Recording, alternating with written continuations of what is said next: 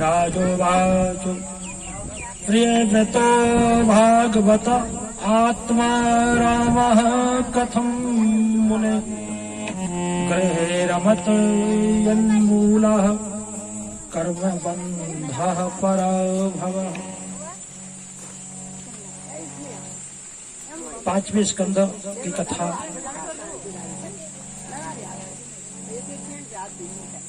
सुखदेव जी महाराज वर्णन करते हैं। ग्रहासक्तिरिहि कुटुंबादि स्पृहा भवति। क्रमशः महाराज सुखदेव जी ने परीक्षित के प्रति मनु महाराज के तीनों पुत्रियों का चरित्र और दोनों पुत्रों का चरित्र पहले उत्तानपाद तदुपरांत प्रियव्रत का चरित्र गा रहे हैं। महाराज प्रियव्रत आत्मा राम थे, आत्मा में ही रमन किया करते थे। घर की आसक्ति किसी प्रकार से उन्हें व्याप्त नहीं कर पाती थी। देवर्षि नारद के उपदेश से वैराग्य धारण कर लिया, पर ब्रह्मा जी के कहने से उन्होंने विवाह किया। विश्वकर्मा की पुत्री बृहस्पति से विवाह किया और 10 पुत्र उत्पन्न हुए। समान सेन गुण कर्म रूप वीर्योदारान 10 पुत्र उत्पन्न किए। एक पुत्री जिसका नाम ऊर्जस्वती था उत्पन्न हुई, जिसका विवाह शुक्राचार्य जी के साथ हुआ। उनकी पुत्री देवयानी हुई। आग्नेत्रयेदम जिह्वा यज्ञ बाहु महावीर हिरण्यरेतो धृत पृष्ठ सवन मेधातिथि पीत हो कपयति सर्व एवाग्नि नाम। 9 पुत्र उत्पन्न हुए और सबसे बड़े पुत्र हुए जिनका नाम ऋषभदेव था। महाराज प्रियव्रत के 9 पुत्र के सबसे बड़े पुत्र आग्नेय, उनके नाभि के भगवान ऋषभ हुए। ऋषभदेव ने भगवान का यज्ञ किया और अपने प्रताप से प्रजाजनों को वश में कर लिया, सबको अधीन कर लिया। इंद्र को द्वेष हुआ, इसलिए इंद्र ने उनके क्षेत्र में वर्षा नहीं की। तब ऋषभदेव जी ने अपने तपोबल से खूब जल बरसाया। इंद्र लज्जित हुए और अपने पुत्र को लेकर के आए, जिसका नाम जयंती था। अपने बेटी का विवाह किया ऋषभदेव जी के साथ। गुरु वृंदावन बिहारी लाल की। ऋषभदेव जी के 100 पुत्र हुए। सबसे बड़े महाराज भरत, और अपने 100 पुत्रों को ऋषभदेव जी उपदेश दिया करते थे। शाम को अपने पुत्रों को बिठा करके एक सभा आयोजित करते थे और समझाते थे। क्या कहते थे? नायं देहो देह भाजाम इंद्रलोके कष्टान कामान न हरते भिजभुजाम तपो दिव्यं पुत्रिकायेन सत्वं शुद्धेत यस्माद् ब्रह्म सौख्यं तवन्तम् शुद्धेत यस्माद् ब्रह्म सौख्यं त्वनन्तम्। कहते थे कि ये हमारा शरीर विषय भोगों को भोगने के लिए नहीं, अपितु ये विशुद्ध हमारी आत्मा परमात्मा से मिलने के लिए आई हुई है। सारे भोगों को छोड़ करके हम भगवान का भजन करें, भगवान का आराधन करें, यही अपने पुत्रों को वह उपदेश दिया करते थे। पुत्रांश शिष्यांश इंद्रपो गुरुर्वा मल्लोक कामो मदनुग्रहार्थ। वह पुत्र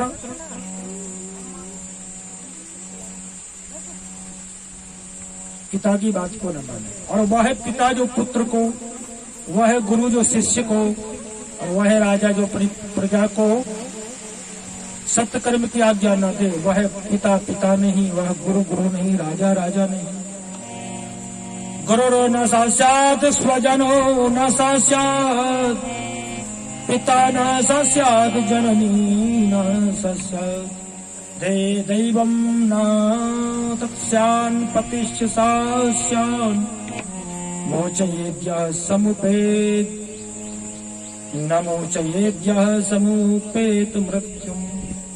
वह गुरु गुरु नहीं, वह स्वजन स्वजन नहीं, पिता पिता नहीं, वह माता माता नहीं, वह देव देव नहीं, और वह पति पति नहीं, जो मृत्यु रूपी फांसी से हमको न बचाए।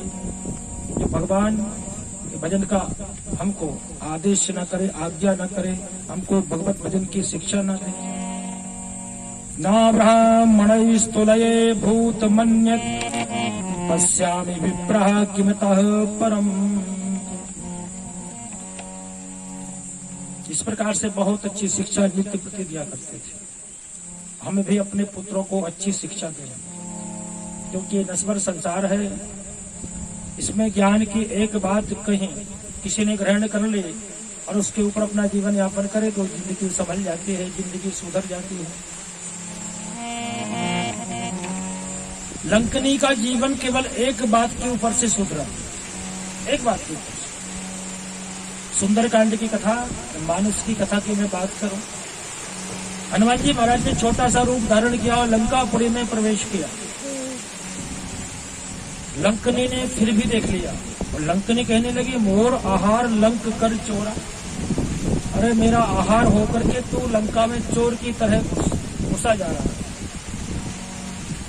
हनुमान जी महाराज ने बात को सुना और कहा लंकनी से कि मैं चोर दिखता हूं, मैं चोर हूं, मैं राघवेंद्र सरकार का मर्यादा पुरुषोत्तम का दूत हूं, तुम्हें चोर नजर आता हूं, मैं चोर हूं।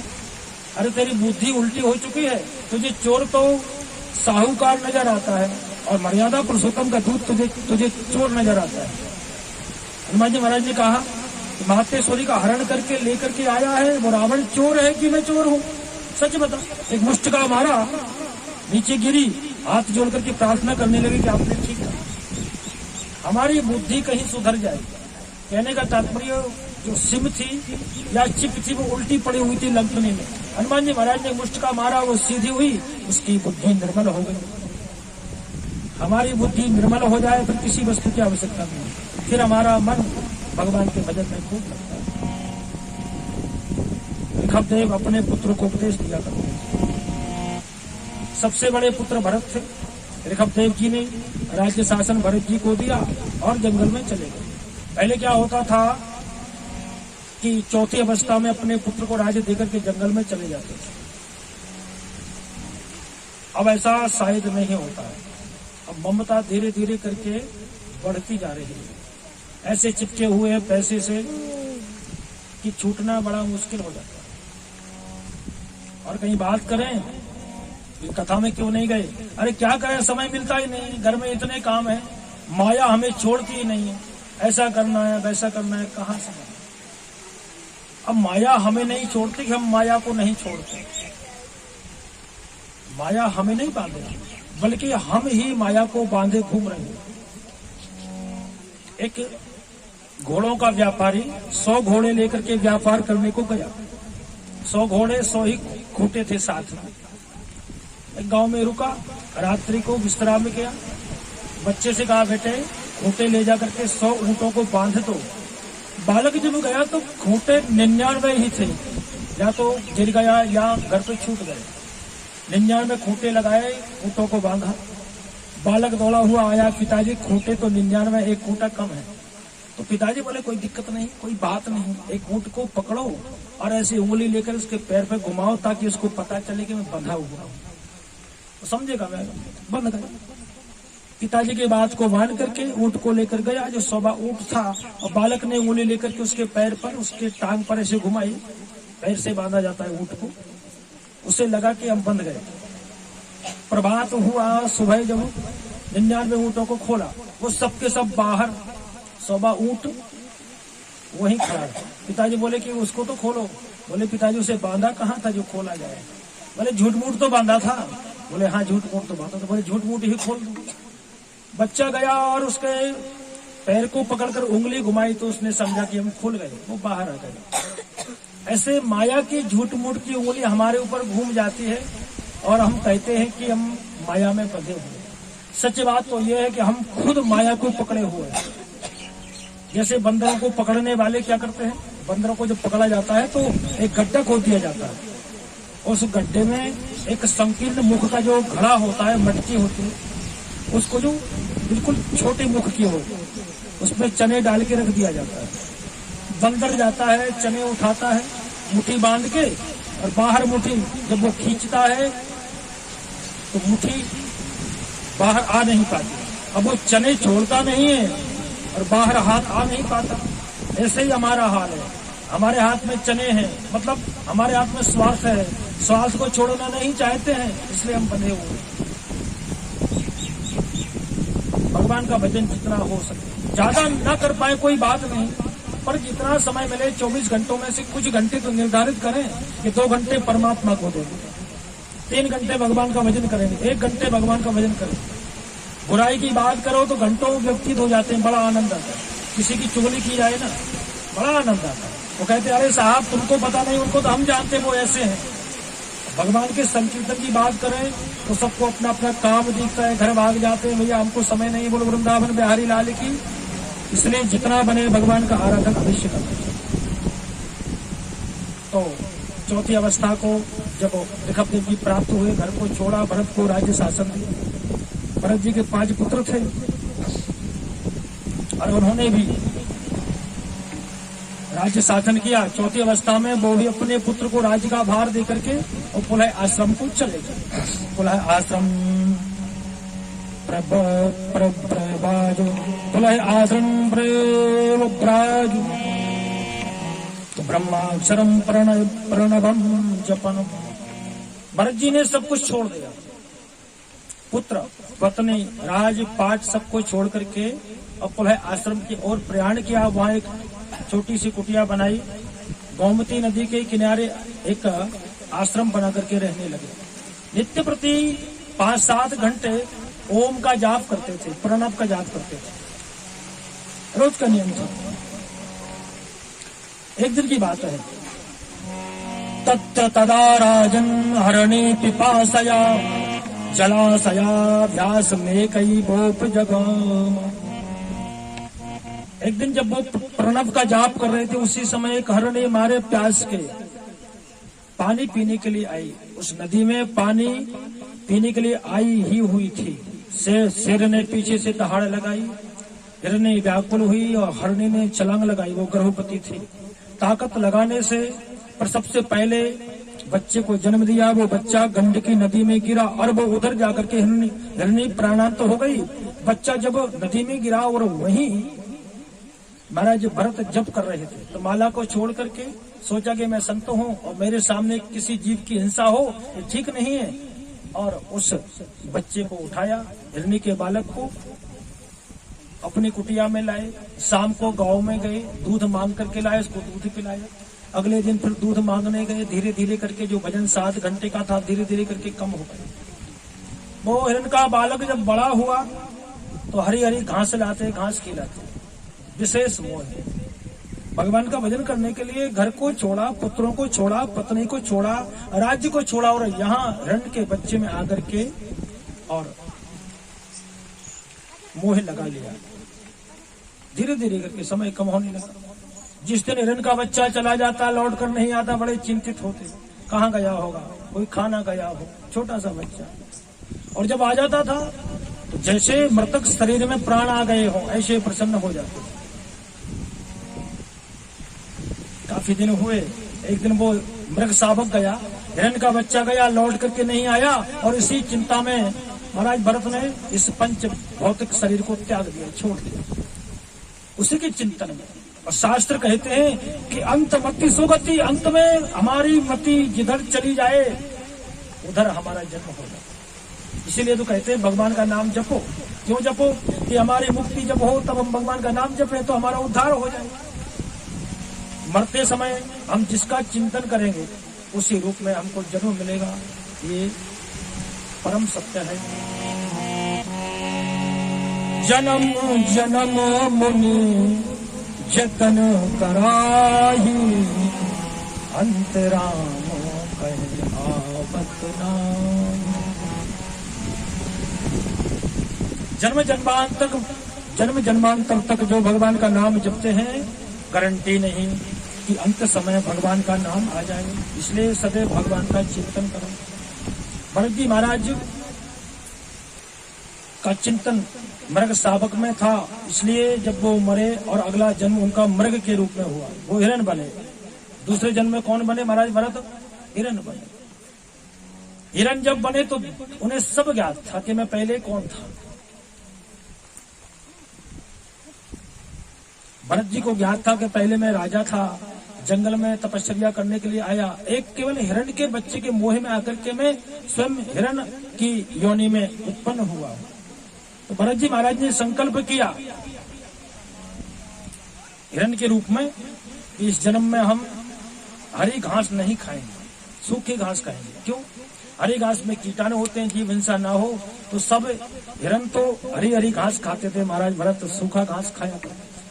जिस दिन एकादशी होती थी भोजन नहीं पाते थे, मतलब घास को नहीं खाते थे। एकादशी के दिन शास्त्र ने विरोध किया है कि अन्न को नहीं खाना चाहिए, अन्न में पाप होता है। 11 जिस दिन हो, एकादशी जिस दिन हो, अन्न को ना खाया जाए। अगले दिन द्वादशी में पारायण करें हम दोनों तरफ से। 15 दिन में एक दिन भोजन नहीं किया जाएगा तो स्वास्थ्य भी ठीक रहेगा। दूसरा, कहीं हम बीमार हो जाए और डॉक्टर कह दे कि आपको 15 दिन में एक दिन कुछ नहीं खाना, नहीं तो हमारी गारंटी नहीं है, तो हम एक दिन भूखे रह सकते हैं, इस डर से कि डॉक्टर कहे स्वास्थ्य बिगड़ जाएगा। तो शास्त्रों ने आज्ञा दी है कि एकादशी के दिन हमें अन्न नहीं खाना चाहिए। तो महाराज भरत जिस दिन एकादशी होती थी घास नहीं खाते थे, लेकिन एकादशी का व्रत तो करें, पूरा दिन फलाहार करें, जितना भोजन पाते हैं उससे भी ज्यादा फलाहार पा जाए तो भी ठीक नहीं। दूसरा यह है कि आज एकादशी है, एकादशी के दिन भगवान का चिंतन होना चाहिए, जबकि हम क्या करते हैं? भोजन का चिंतन करते हैं। आज पूरा दिन कुछ नहीं खाया, कल क्या बनाया जाएगा? दाल बाफले बनेंगे, दाल बाटी बनेंगे, आलू के पराठे बनेंगे, पूरा दिन भोजन के चिंतन में निकल जाता है। उस दिन तो भजन होना चाहिए, भगवान का आराधना होना चाहिए। एक समधी जी अपने समधी के यहाँ गए, वहां पहुंचे तो जहां मेहमानी में गए थे तो वहां घर में 4 ही लोग थे, पति पत्नी और 2 बच्चे। मालपुआ बनाने का उन्होंने कार्यक्रम रखा। अब समधी जी आ गए तो पहले तो मेहमान को भोजन कराया जाएगा, और 4 लोगों का जो सामान था वो समधी जी अकेले खा गए, मालपुआ खा गए, और बोले कि मैं यहाँ इलाज कराने आया था, पास में मेरी तबीयत खराब है। बोले क्या खराब है, क्या हो गया तबीयत को? बोले भूख नहीं लगती, भोजन कर नहीं पाता, भूख लगती ही नहीं। तो समधी जी बोले कि अच्छे आए आप बिना इलाज कराए, इलाज कराकर इधर मत आना। बोले क्यों? बोले बीमार में 4 लोगों का भोजन पा गए, और इलाज करा के आते थे मोहल्ला को साफ कर देते। बोलो वृंदावन बिहारी लाल की। इसलिए ज्यादा चिंतन हमें भजन का, ना कि भोजन, भजन का चिंतन होना चाहिए। इसी प्रकार से भरत जी का पंच भौतिक शरीर था, हिरण्य का वो शरीर भी भरत जी ने त्यागा, और तीसरा जन्म उनका ब्राह्मण कुल में हुआ। आंगिरस गोत्र ज्ञानम प्रवरस्य श्रेष्ठस्य समाधि युक्तस्य रूपैर्दार्य गुणा नवसोदर्य अंगजा बभूवुर्मिथुनम मिथुनम चायपि यस्याम भार्यायाम। तीसरा जन्म भरत जी महाराज का आंगिरस गोत्र में ब्राह्मण परिवार में हुआ। पंडित जी की जो 2 पत्नियां थीं, एक पत्नी से 4-5 पुत्र और एक पत्नी से एक मिथुन जोड़ा उत्पन्न हुआ, एक भाई और एक बहन। छोटी पत्नी से जोड़ा उत्पन्न हुआ। भरत जी महाराज को जब देखा ब्राह्मण देवता ने कि चौड़ा ललाट, लंबी लंबी भुजाएं, चौड़ा बक्षा स्थल, सोचा कि ये बालक सारी यजमानी को संभाल लेगा। पुत्र बहुत होशियार है, बहुत पढ़ाया, बहुत लिखाया, पर भरत जी ने कोई जवाब नहीं दिया। संकल्प कर लिया था कि इस बार हम किसी से बोलेंगे नहीं, जवाब नहीं देंगे। भरत जी महाराज को सब ज्ञात था, पहले राजा था, फिर हिरण बना, अब मैं ब्राह्मण बन के आया हुआ हूँ, मैं किसी से बात नहीं करूंगा। पंडित जी ने बहुत पढ़ाया, बहुत लिखाया, कोई जवाब भी नहीं दिया। तब ब्राह्मण देवता इसी चिंता में एक दिन शरीर को छोड़ करके और इस संसार से चले गए। वृंदावन में हरी लाल। पिताजी जब गए, ब्राह्मण देवता जब चले गए, तो ब्राह्मणी ने अपने सौत को दूसरी वाली संतान और भरत महाराज को समर्पित करते हुए कहा कि मैं अब सती होने जा रही हूँ। वो पति के साथ सती हो। अन्यान जो भाई थे, दूसरी वाली माता के वो भरत जी के प्रति अच्छा व्यवहार नहीं रखते थे। हालांकि उनको ब्रह्म विद्या का कोई ज्ञान नहीं था, अनभिज्ञ थे, इसलिए भरत जी को समझ नहीं पाते थे। भरत जी महाराज तो किसी के बेगार के रूप में, किसी चाकरी के रूप में जो कुछ मिल जाता था उसको खा जाते थे, उसको पा जाते थे। घर में आते तो बीमाता सूखे और जूठे टुकड़े बचे रहते थे, उनको रख देती थी भरत जी के लिए। भरत जी उन्हीं टुकड़ों को भगवान का प्रसाद मानकर प्रेम से पाते थे। भाइयों ने कहा भरत से कि इधर उधर काम करते हो, अपने घर का काम करो, खेत पर जाकर के काम करो। भरत जी महाराज खेत पर पहुंचे और उनको ज्ञान भी नहीं था कि खेत पर क्या होना चाहिए। जहां मेड़ बनानी थी वहां गड्ढा बना देते थे, जहां गड्ढा करना होता था वहां मेड़ बना देते थे। भाइयों ने कहा कि रखवाली करो, तो भरत जी कहते थे जाकर के खेत पर राम जी की चिड़िये और राम जी के खेत, खा जाओ चिड़िये भरो भरो पेट। भरत जी को घर से निष्कासित कर दिया। डाकू के सरदार ने संकल्प किया था कि मेरे पुत्र हो जाएगा तब नर बलि चढ़ाऊंगा भद्रकाली के ऊपर। पुत्र हुआ, उसने एक व्यक्ति को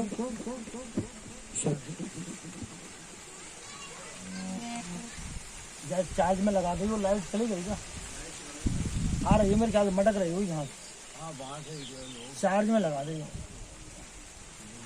पीली बत्ती जल जाएगी। डाकुओं का सरदार भद्रकाली पर संकल्पित बलि देने आया, पर समय पर जो बलि का खरीदा हुआ पुरुष था वो चल गया।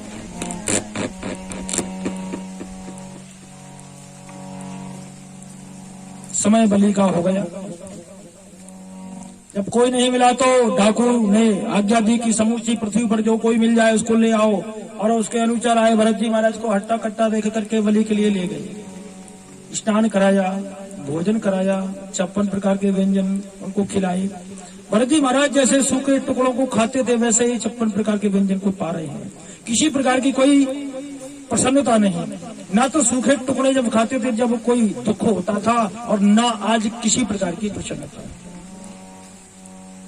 तलवार को निकाला, तलवार से सिंदूर लगाया, और तलवार लेकर के जैसे ही वो बलि देने के लिए डाकुओं का राजा तैयार हुआ। डाकुओं का सरदार जो ही बलि के लिए तैयार हुआ तो सहसो चचाट सैव देवी भद्रकाली।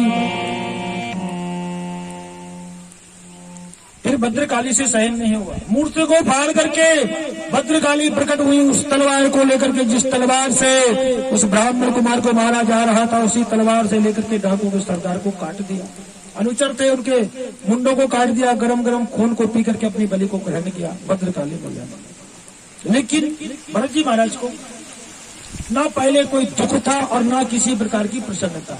संसार में वो बरतते नहीं थे, वो संसार को देखकर कदापि नहीं चलते, वो केवल भगवान को देख करके चलते। भगवान को देखकर कौन चलेगा? जिसको किसी प्रकार का डर होगा, चाहे समाज का डर हो, चाहे मर्यादा का डर हो, चाहे परिवार का डर हो, चाहे जमाने का डर हो। एक बार सारे देवता मिलकर के जनक जी के पास पहुंचे। सारे देवता मिलकर के जनक जी के पास पहुंचे।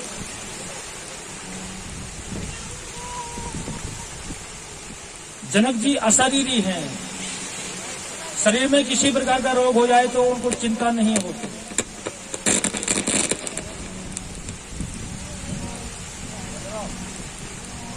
जनक जी ने देवताओं का स्वागत किया, सत्कार किया। देवताओं ने जनक जी से प्रश्न किया, बोले जनक राज जी, एक बात का हमें बड़ा संकोच है कि आप कभी भी शरीर में कोई रोग हो जाए उधर आपका ध्यान जाता नहीं, शरीर से आप परे हो, क्या बात है? तो जनक जी ने कहा कि देवताओं, यहाँ का नियम है, पहले यहाँ कोई आता है तो पहले भोजन करना पड़ता है।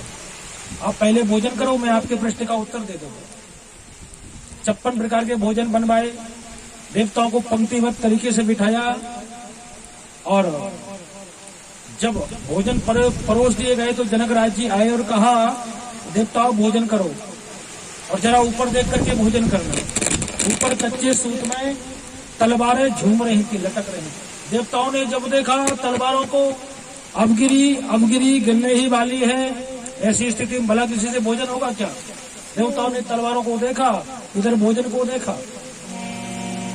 चांदनी रात सनम किसको नहीं भाती है, सर में हो दर्द फिर नींद किसको आती। देवताओं ने तलवार को देखा, एक दो ग्रास पाए और तलवार कहीं गिरी तो नाक पर पड़ेगी, नाक टूट जाएगी, कान पर पड़ेगी, कान टूट जाएगा। भोजन जल्द से करके और जनकराज जी के पास आए। जनक जी बोले कि देवताओं ये बताओ कि भोजन में क्या क्या था, कितने प्रकार के व्यंजन थे? बोले व्यंजन, तुम्हें व्यंजनों की पड़ी थी, हम जैसे तैसे करके अपना जीवन बचा के यहाँ आ पाए। तो जनक जी ने कहा कि जैसे तुम्हारे ऊपर जो तलवार झूम रही थी, वैसे ही सदैव हमेशा एक 100 किलो का पत्थर का नाल कच्चे सूत से बना हुआ मेरे ऊपर डोलता है। अब मैं अपने के शरीर को देखूंगा ना तो क्या पता वो कब गिर जाए, इसलिए उसको देख करके शरीर का दुख मुझे याद आता है। भगवान का भजन करना बड़ा सरल है, पर हम करना चाहते नहीं। जितना सरल है, जितना सरल जीवन को जीना नहीं, जितना सरल भगवान का भजन करना। एक माता जी नित्य प्रति मंदिर को जाती थी, बहुत दिन हो गए। एक दिन पुजारी जी से कहा माता जी ने, बोले पुजारी जी कल से मंदिर आना बंद, मैं मंदिर को नहीं आऊंगी। बोले चिक चिक होती रहती है, कोई कुछ कहता है, कोई घंटा बजाता है, कोई आरती करता है, कोई गरुड़ घंटा बजाता है। मैं चाहती हूँ कि शांति मिल जाए, पर यहाँ घर से ज्यादा कोलाहल होता है, अब मैं मंदिर नहीं आऊंगी। पुजारी जी ने कहा माता जी बिल्कुल मत आना, पर एक काम करके जाओ। बोले क्या? पानी का गिलास भर के दिया लबालब। बोले माता जी एक परिक्रमा लगाओ, एक बूंद पानी का गिरना नहीं चाहिए, बस एक परिक्रमा लगाओ, गिलास को यहाँ रख जाओ, फिर कभी मत आना। माता जी ने गिलास को लिया जो लबालब भरा हुआ था, परिक्रमा किया, और डर ये कि एक बूंद भी नहीं फैलना चाहिए। पूरा परिक्रमा किया, एक बूंद भी नहीं फैला। आकर के गिलास रखा तो पुजारी जी बोले कि ये बताओ आपको कितनी आवाज आई कान में? बोले महाराज आवाज तो थोड़ी बहुत आई, पर मेरा ध्यान नहीं गया। बोले ध्यान कहाँ गया था? ध्यान गिलास में।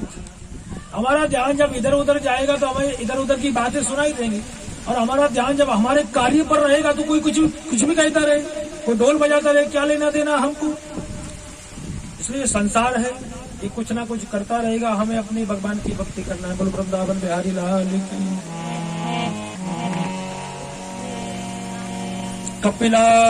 कपिलाश्रमम यदा गच्छति। एक बार राजा रघुगण ब्रह्म ज्ञान प्राप्त करने के लिए कपिल जी के आश्रम में जा रहा था। 4 लोगों को पालकी में कहार बना करके ले जा रहा था। इक्षुमती नाम की नदी के तट पर एक कहार अस्वस्थ हो गया, बीमार हो गया। कहारों का जो ठेकेदार था उसने कहा महाराज क्या किया जाए? तो रघुगण ने कहा समूची पृथ्वी पर हमारा अधिकार है, जो मिले हट्टा कट्टा लाओ और लगा दो उस पालकी में। अब वो कहार गया तो महाराज भरत मिल गए, और भरत जी को लेकर के आया, पालकी में लगा दिया। और भरत जी पालकी में लग गए, पालकी को ढोने लगे। भरत जी का नियम था कि 4 बाण पृथ्वी को देख करके चलते थे, चींटी आदि दिखती छलांग लगा देते थे, और छलांग लगाने से पालकी ऊंची नीची हो जाती थी। तब राजा ने कहारों से कहा हे बूढ़ारा साध्वती क्रमत किमति सम्मुह्यते यानम नीति। अरे कहारों अच्छी तरह से पालकी को चलाओ, इस तरह से ऊंची नीची करके क्यों चलते हो? तो कहारों ने कहा कि हम तो ठीक चल रहे हैं, पर अभी अभी नया कहार आया है, ये पालकी को ऊंची नीची कर देता है। अयम अधुनैव नियुक्तोऽपि न द्रुतं व्रजति। ये जल्दी नहीं चलता है। गजब की बात है कि 3 लोग तो पालकी को चलाने वाले थे, 4था व्यक्ति अनभिज्ञ जब पालकी में लगा तो उसने 3 लोगों की चाल को बिगाड़ दिया। एक व्यक्ति ने 3 लोगों की चाल को बिगाड़ दिया। संसर्ग दोष ये होता है। कहने का तात्पर्य आप 1 किलो आलूओं में 1 किलो अच्छे आलू हों, उसमें आप 50 ग्राम सड़े आलू डाल दें। 2 दिन बाद क्या होगा कि वो 100-200 ग्राम आलूओं को सड़ा देंगे, उनमें इतनी ताकत होती है। पर हम सड़े हुए आलू में अच्छे आलू कितने भी डाल दें वो उनको अच्छे नहीं बना सकते। ये संसर्ग दोष होता है। एक व्यक्ति ने 3 लोगों की चाल को बिगाड़ दिया। रहुगण ने कहा अहो कष्टम भ्रातव्यक्त मुरु परिश्रांतो। अरे भैया बड़े थके हुए हो, आप बहुत थके हुए हो। पालकी अब सीधी चाल से नहीं चल रही थी, अभी पालकी ऊंची नीचे हो रही थी। प्रमत्तस्य जाते करोमि चिकित्साम दंड पानी दिवा। तब रहुगण ने कहा कि अरे मैं तेरी चिकित्सा करूंगा, तू इतना अट्टा कट्टा है, इतना मोटा ताजा है, फिर भी पालकी को नहीं चला पाता है। मैं तेरी चिकित्सा करूंगा। जैसे दंड पानी यम जन समुदाय को दंड देते हैं, वैसे ही मैं तेरा इलाज करूंगा। इतना सब कुछ कहा तो ब्राह्मण कुमार ने सोचा कि मेरा नियम था कि इस जन्म में किसी से बात नहीं करूंगा, नहीं बोलूंगा। लगता है आज बोलना ही पड़ेगा। लाइट चली गई क्या? मटकाइयो विशाल। हाँ आ रही है, मटक रही है।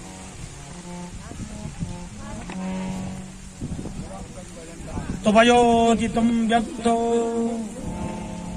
विप्रलब्धम भरतो समेत यदि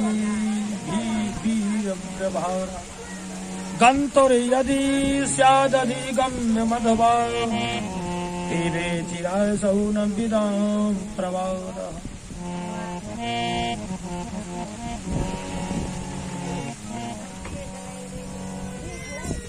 ब्राह्मण कुमार को आज बोलना पड़ा। ब्राह्मण देवता ने सोचा कि मैं नहीं बोलूंगा तो जमाना कहेगा कि जिस महापुरुष ने राजा रहुगण की पालकी को रखा वह राजा मूर्ख का मूर्ख रहेगा, इसलिए आज बोलना पड़ेगा। राजा बोले तुमने जो कहा वो यथार्थ सत्य है, उसमें कोई उलाहना नहीं है। यदि 12 नाम की वस्तु है तो ढोने वाले के लिए है, मार्ग है तो चलने वाले के लिए है, मोटापन भी उसी का है।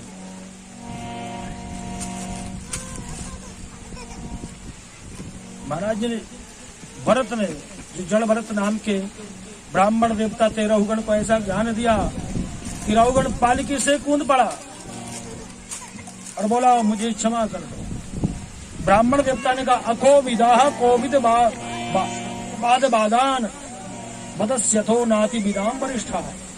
बोले तुम अज्ञानी होने पर भी ज्ञानियों की जैसी बातें करते हो। विद्वत जनों की सभा में तो गए हो, पर आप सभा के सिद्धांतों को जानते नहीं हो। ब्रह्मन बचस्ते मृतमोखधम। चूल्हा चावल पतेली वाला पदार्थ का दृष्टांत दिया। जब ब्रह्म ज्ञान का उपदेश किया महाराज जड़ भरत ने, रहुगण बहुत प्रसन्न हुए। कहा ब्राह्मण तुम्हारे वचन तो मरने वाले को औषधि के समान है। फिर बाबा टबी का वर्णन सुनाया। बाबा टबी का मतलब है कि समझो कि जीव एक कुएं में उल्टा लटका हुआ है, पास में एक पेड़ खड़ा हुआ है, उस पेड़ के ऊपर शहद का छत्ता लगा हुआ है, इधर 6 मुख का हाथी उसको खाने जा रहा है, नीचे एक 5 फण का सांप बैठा हुआ है, नीचे गिरेगा तो सांप खा जाएगा, ऊपर कहीं आया तो हाथी उसको खा जाएगा। जब कहीं एक शहद की बूंद उसके मुख में गिरती है तो बस उसी बूंद को लेकर के ना तो नीचे की मृत्यु से डरता है कि सर्प मुझे खाएगा, ना ही इधर हाथी की मृत्यु से डरता है कि हाथी मुझे खा जाएगा। ऐसा ही हमारा हाल है। हमारी जिंदगी कैसी है कि हमको मरना है, मर के ऊपर जाना है, सबको पता है, पर आज तक किसी ने तैयारी की? मकान सब बनाते हैं, बाजार से सामान सब लाते हैं, पर बात करें भजन की तो कोई भजन इतना नहीं करता कि हमको यहाँ से जाना है, भजन काम देगा। इधर कुछ नहीं किया घर में तो यहाँ हमारा सम्मान नहीं, और उधर भजन नहीं किया तो उधर हमारा कोई सम्मान नहीं। केवल ये स्वार्थ रूपी शहद की बूंद कहीं आ जाती है, कहीं बच्चे का विवाह हो गया, कहीं नाती का जन्म हो गया तो हम बड़े प्रसन्नचित हो जाते हैं, कहीं मकान बन गया, कहीं यंत्र खरीद लिया हमने तो हम बड़े प्रसन्न हो जाते हैं। पर भगवान का भजन करना चाहिए, उसको हम कदापि नहीं करते। बोलो वृंदावन बिहारी लाल की। इस प्रकार बाबा टबी का ये ज्ञान दिया। इसी के साथ षष्ठ सुमन छठवा स्कंध राधा कृष्ण सरकार के चरणों में सादर समर्पित। बोल वृंदावन बिहारी लाल की। लाइट आ रही है, ज्यादा रंग मत का दे अपन विशाल नमट को तुमसे आ रही लाइट, तो पीछे देख के आई हो जामे जामे जो कुटी चलते ना तो बल्ब लग रहा है, बल्ब जल रहा हो गया, चार्ज हो नहीं पाएगा। अरे लाइट